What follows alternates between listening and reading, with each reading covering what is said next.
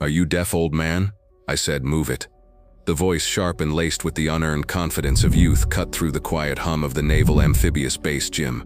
Vernon Ford, his back to the speaker, continued his methodical sweeping, the rhythmic scrape of bristles on concrete the only reply. He was tracing the edge of the wrestling mats, a place of honor and exertion, now just a space to be cleaned. The young Navy SEAL, glistening with sweat and radiating impatience, stepped closer, his shadow falling over Vernon. "Hey, I'm talking to you. We need this space.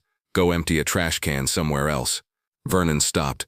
He slowly straightened his back, each vertebra seeming to click into place, a process that spoke of age and miles logged. He turned, his face a roadmap of 70 years, his eyes a calm, pale blue. He didn't speak, just held the young man's gaze. This quiet defiance, this utter lack of intimidation was the spark. The SEAL, used to being the most formidable presence in any room, felt a flicker of something he wasn't accustomed to, being dismissed. "What's your problem? Did you not hear me?" he snapped, his voice rising. Another SEAL, toweling off nearby, chuckled. The confrontation had an audience now. Vernon's gaze remained steady, his hands resting on the worn wooden handle of the broom. The air crackled with unspoken challenge, the vast difference between the janitor's quiet stillness and the warrior's coiled energy creating a tension that promised to snap. The young SEAL, whose name was Petty Officer Slate, took another step forward, closing the distance until he was nearly chest to chest with the old janitor. The gym, usually a cacophony of clanking weights and grunts of effort, seemed to grow quieter as others took notice. Slate was built like a pillar of muscle and arrogance, a product of the most grueling training pipeline in the world, and he was used to deference.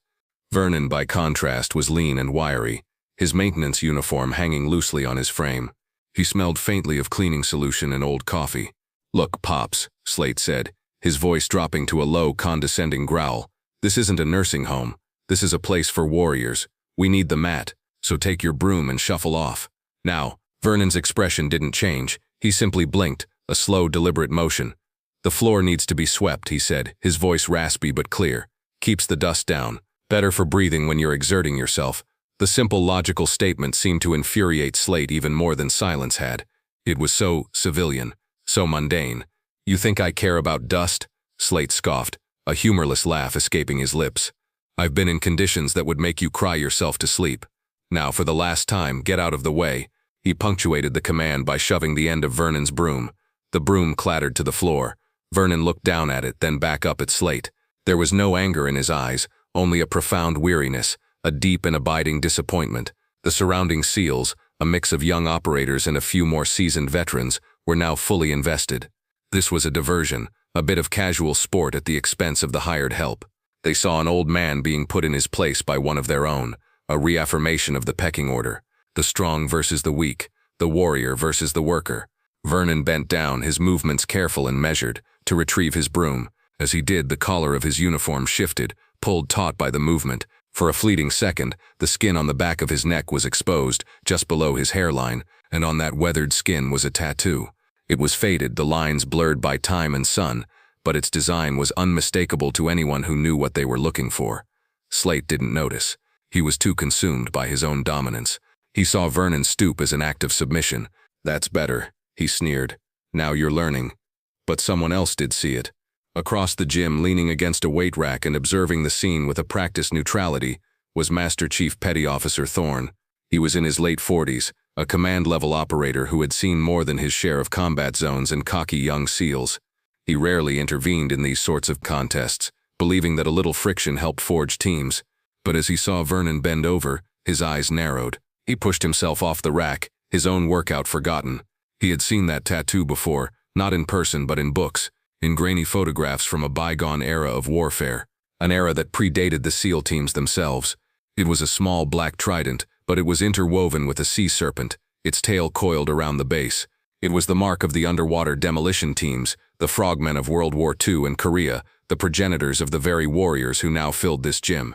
And more than that, the specific coiling of the serpent signified something else entirely, a membership in a unit that was spoken of only in whispers and legends. Slate, emboldened by his perceived victory, wasn't finished. "You know, we should get you a new uniform," he said loudly to his friends, though his words were aimed at Vernon. "Maybe one with a little bib on the front, in case you drool." A few of the younger SEALs laughed. Vernon straightened up again, broom in hand, and looked past Slate, his gaze settling on Master Chief Thorne, who was now walking toward them with a deliberate, unhurried pace. For the first time, a flicker of emotion crossed Vernon's face. Recognition, and perhaps a hint of resignation. He hadn't wanted this. He had just wanted to do his job. He had come to this place seeking quiet, a way to be close to the world he had left behind without having to be in it. He had swept these floors for 3 years, unnoticed, and that was exactly how he liked it. Thorne stopped a few feet away, his eyes not on the belligerent Slate but locked on Vernon. His face was unreadable, a mask of professional calm. The laughter died down as the younger men noticed the Master Chief's presence. A Master Chief on the gym floor was not unusual, but one who looked at a janitor with such unnerving intensity certainly was. "Is there a problem here, Petty Officer Slate?" Thorne asked, his voice quiet but carrying an authority that instantly cut through the lingering bravado. Slate snapped to a semblance of attention. "No, Master Chief, just asking the janitor to clear the area." Thorne's gaze didn't waver from Vernon. "His name is Mr. Ford," Thorne said, the Mr. delivered with a subtle but unmistakable emphasis. He then looked directly at the back of Vernon's neck, a silent confirmation of what he had seen. The pieces were clicking into place, forming a picture that seemed impossible. The tattoo on Vernon's neck seemed to burn under the Master Chief's gaze. It was a relic of a different time, a symbol inked into his skin in a smoky tent on a remote island in the Pacific, a lifetime ago. It depicted a coiled serpent wrapped around a trident, its fangs bared. It was not just any unit insignia. It was the mark of the NCDU, Naval Combat Demolition Units, the original frogmen, the men who swam into enemy harbors with explosives strapped to their bodies, clearing the way for invasions. As Vernon stood there, the fluorescent lights of the modern gym seemed to fade, replaced by the dim glow of a kerosene lamp. He could feel the humid, salty air on his skin, hear the distant rumble of artillery. He remembered a young man, barely 20 years old, sitting on a crate as a grizzled chief with a makeshift needle etched the symbol onto his neck. It was a promise, a pact sealed in ink and pain. Each man in their small, specialized unit received the same mark, a symbol that they were part of something secret, something dangerous, something that would bind them together forever. They were ghosts, tasked with missions that would never be officially acknowledged. The tattoo was their only uniform, their only medal. It was a silent testament to the beaches they had cleared, the ships they had sunk, and the brothers they had lost in the crushing deep. To the uninitiated, it was just an old, faded tattoo. To those who knew, it was a piece of living history, a mark of almost unbelievable valor.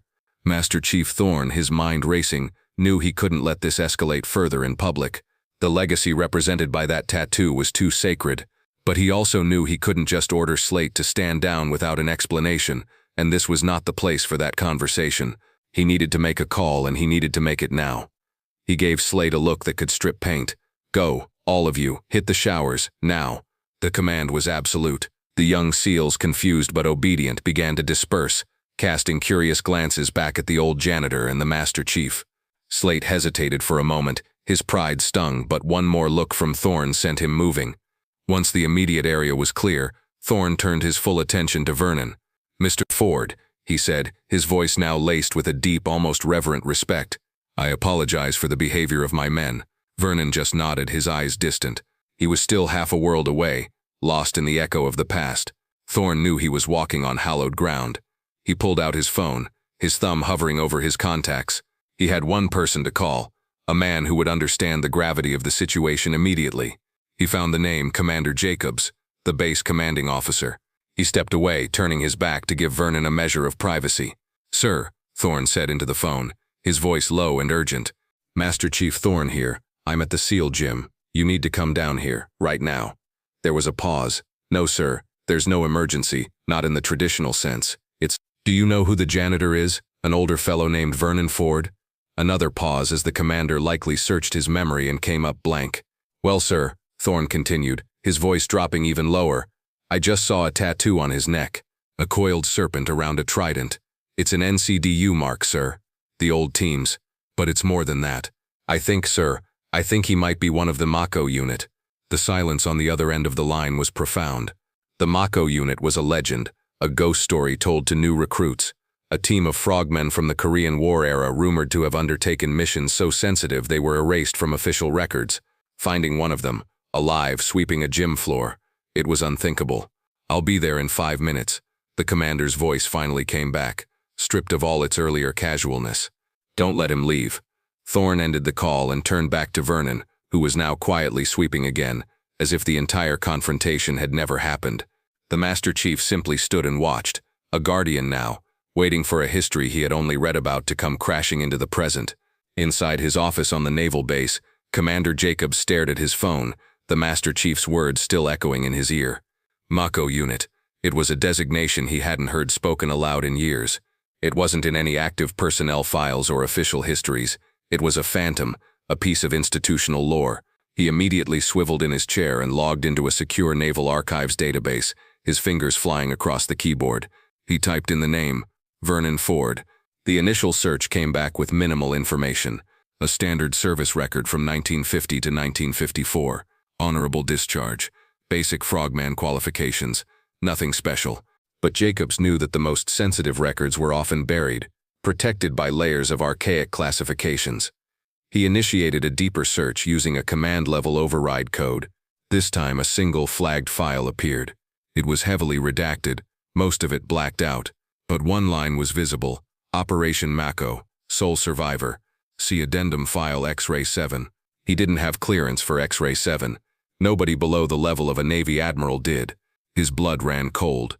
The janitor sweeping his gym floor was the sole survivor of a ghost operation. He grabbed his cover and was out the door in seconds, his mind reeling. The quiet dignity Vernon displayed, the utter lack of fear, it all made a terrifying kind of sense now. Back in the gym, Petty Officer Slate, his ego still smarting from the Master Chief's dismissal, decided he wasn't quite finished. He had showered and changed, but the image of the old man and the Master Chief's inexplicable deference gnawed at him.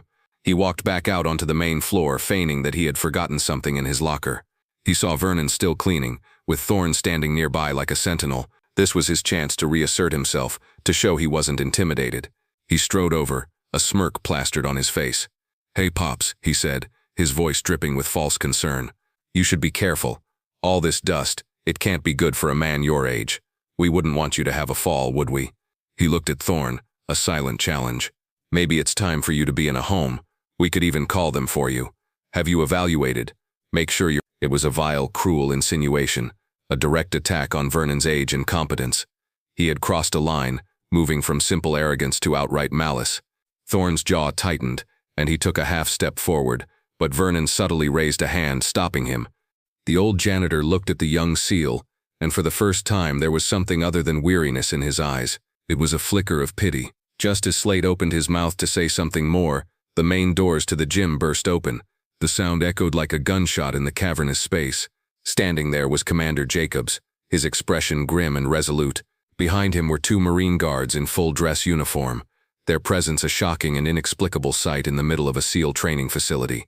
And behind them, visible through the open doors, was the commander's official vehicle, a black sedan with flags mounted on the fenders, its lights still flashing. The few remaining SEALs in the gym froze, their eyes wide. This was a level of command presence that was almost never seen on the gym floor. This was not a casual visit. It was an arrival. Commander Jacobs strode directly toward the scene, his eyes locked on Vernon Ford. He ignored Slate completely, as if the young SEAL were nothing more than a piece of gym equipment. He ignored the Master Chief.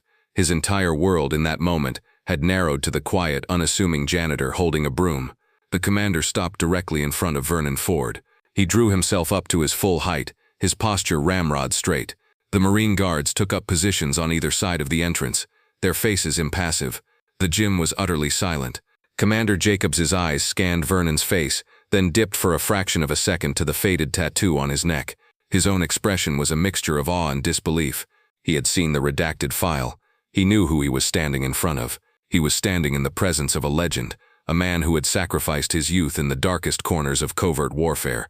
Then, in a move that sent a shockwave through the room, Commander Jacobs, the commanding officer of the entire naval amphibious base, snapped his heels together and rendered a sharp, perfect salute. It wasn't a casual gesture. It was the salute one renders to a Medal of Honor recipient, to a visiting dignitary, to a figure of immense and profound importance.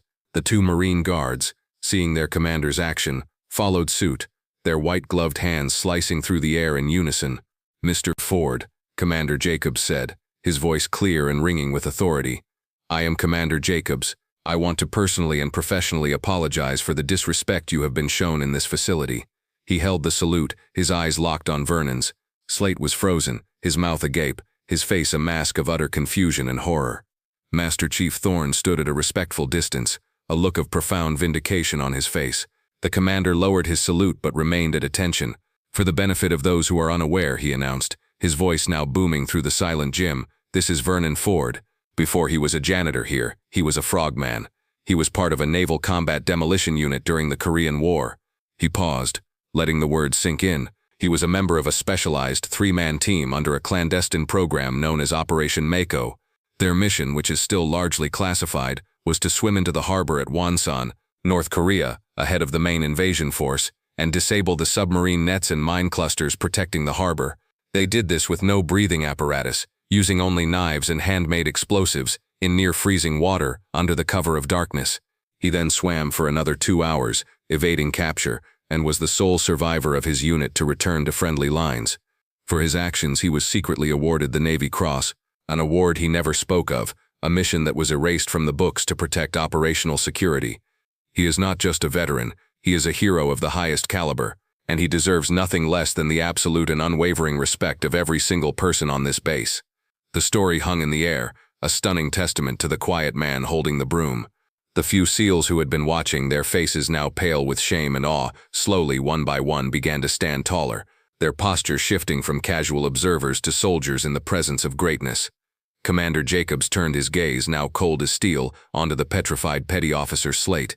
"You," he said, his voice dropping to a dangerous whisper, "are a disgrace to that uniform. You mistake arrogance for strength. You mistake age for weakness. This man, this hero you chose to mock and belittle, has more valor in his little finger than you have in your entire body."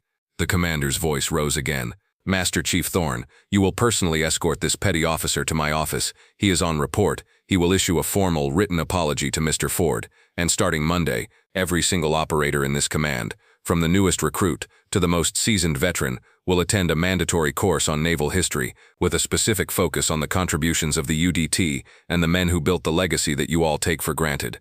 He then turned back to Vernon, his expression softening once more. "Mr. Ford," he said gently, "from the bottom of my heart I am sorry." Vernon finally spoke, his voice quiet but steady, carrying across the silent gym. "Son," he said, looking not at the commander but at the shame-faced Slate, "respect isn't in the uniform you wear, it's in how you wear it. The strongest man isn't the one who can lift the most weight. It's the one who can lift others up." He looked down at the simple broom in his hands. "There's no shame in any job, as long as you do it with dignity." The faded tattoo on Vernon's neck was a testament to that dignity. It was born in the crucible of war, a symbol of a promise made in the face of impossible odds. He remembered the night vividly, huddled in a makeshift tent. The mission briefing had been simple and suicidal. They were to be ghosts. If they were captured, they were disavowed. If they died, their bodies would never be recovered. Before they left, their chief, a hardened man who had fought at Normandy, pulled out a small kit. He said, "The Navy won't give you a medal for this. They won't even admit you were here. But we will know. We will remember." And he had inked the coiled serpent around the trident onto each of their necks, a permanent private medal of valor that no enemy could take and no politician could erase. It was a symbol of their quiet, deadly purpose. The fallout from the incident was swift and decisive. Petty Officer Slate was formally reprimanded and assigned to remedial duties for a month, a humiliating but educational experience that involved cleaning the base's facilities alongside the civilian staff. The mandatory naval history course was implemented immediately, with the first session taught by a local historian and featuring a surprise guest, Vernon Ford. He didn't speak for long, but he shared a few stories, not of heroism but of the camaraderie and sacrifice of the men he served with. His quiet words carried more weight than any lecture. A few weeks later, Slate, his arrogance stripped away and replaced by a newfound humility, approached Vernon as he was locking up the supply closet at the end of his shift. "Mr. Ford," he said, his voice barely a whisper, I wanted to apologize in person. What I did, there's no excuse. I was wrong." Vernon looked at the young man, really looked at him, and saw the genuine remorse in his eyes. He simply nodded. "We all make mistakes, son," Vernon said. "Be a better man tomorrow than you were today." He patted the young SEAL on the shoulder and walked away, leaving Slate standing in the hallway, a lesson in true strength and quiet valor etched forever in his mind. If you were moved by Vernon's story, please like this video, share it with others, and subscribe to Veteran Valor for more stories of the unassuming heroes who walk among us.